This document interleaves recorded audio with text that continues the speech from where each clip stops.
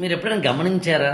ఇప్పుడు నేను చెప్పబోయేది కొంచెం సీరియస్గా ఉంటుంది, వినడానికి కూడా మీరు భయపడతారు. మీరేంటి చెప్పడానికి? నేనే భయపడుతున్నాను, మీరెందుకు భయపడరు?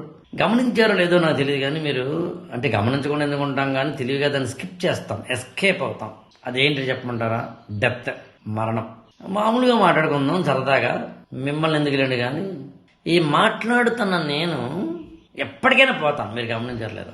సరే, వింటున్న మీరు అంటే బాగుంటుంది కాబట్టి మీరు మార్కెట్లో ఒకసారి చూడండి, ఎవరినైనా చూడండి, ప్రధాన అంటే ఎవరిని పేరు చెప్పకూడదు కాబట్టి ప్రధాన అని ఆపేశారు.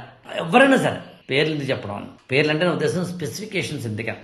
మీరు రోడ్డు మీద ఒక గంట ఏం చేయకుండా అలా నిలబడండి సార్, అలా నిలబడండి. ఇటు వెళ్తున్నాడు, అటు వెళ్తున్నాడు, ఆడొస్తాడు, ఈడొస్తాడు. మీరు ఆఫీస్కి వెళ్ళండి సార్, ఆఫీస్లో ఒక అరగంట కూర్చోండి సార్.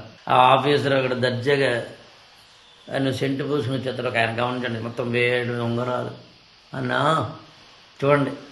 రౌడీ ఒక ఆయన గ్యాంగ్ ఏందిరా వచ్చేస్తారు కావాలని చూడండి. వీళ్ళందరినీ చూసినప్పుడు నాకు అంటే అవతల వాళ్ళు మోసం చేసి బాధ పెట్టి, మోసాలు పెద్ద పెద్ద పదాలు ఎందుకని బాధ పెట్టి, ఇతరులను బాధ పెట్టి ఎందుకు రాబోయి చస్తాం, ఖచ్చితంగా చేస్తాం, చచ్చిపోతాం, ఇక్కడి నుంచి పోతాం, ఉండం.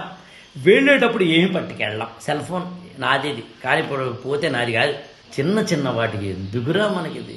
పక్కవాడి జీవితం మీద అసూయ, ద్వేషం, ఏడుపు, కామెంట్స్, బతుకులు తగలయ్యా.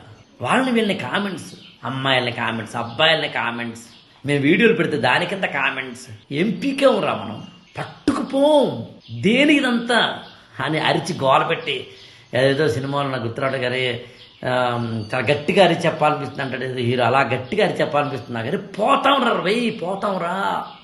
రోడ్డుకి అడ్డంగా స్కూటర్ పెట్టే పనికి మారిన బ్యాచ్, నలుగురిలోనూ సిగరెట్లు కాల్చుకునే పనికి మారిన చెత్తన, మందు లోపలికి వేసేస్తూనే ఉంటాడు, కుటుంబాలని పణంగా పెట్టి పనికి మారిన వాళ్ళలారా అని చెప్పాలనిపిస్తుంది, కానీ చెప్పకూడదు. నాకెందుకో మరణాన్ని తలుచుకున్న ప్రతిసారి నీ బాధ్యత గుర్తొస్తుంది అని నేను అనలేదు, స్వామి వివేకానంద అన్నారు. అర్థమైన వాళ్ళకి అర్థమైన. ఈ ఛానల్ని లైక్ చేయండి, షేర్ చేయండి, సబ్స్క్రైబ్ చేసుకోండి.